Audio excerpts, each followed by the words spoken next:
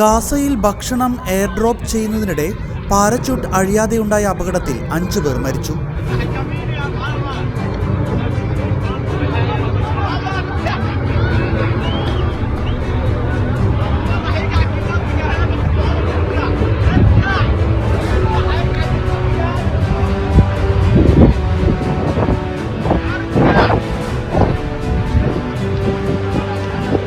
Parachute അഴിയാതെ വന്നതോടെ വിമാനത്തിൽ നിന്നുള്ള ഭക്ഷണം അടങ്ങിയ വലിയ പെട്ടികൾ ആളുകളുടെ ദേഹത്തേക്ക് നേരിട്ട് പതിക്കുകയായിരുന്നു.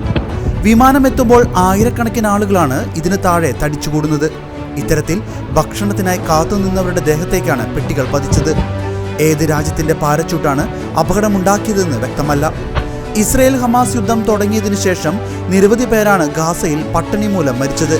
അൽ-ഷിഫ ആശുപത്രിയിൽ വെള്ളിയാഴ്ച മാത്രം ഭക്ഷണം കിട്ടാതെ മരിച്ചത് 3 കുട്ടികളാണ്. 23 പേർ ആശുപത്രിയിൽ ഭക്ഷണം കിട്ടാതെ മരിച്ചിട്ടുണ്ടെന്നാണ് ഔദ്യോഗിക കണക്ക്.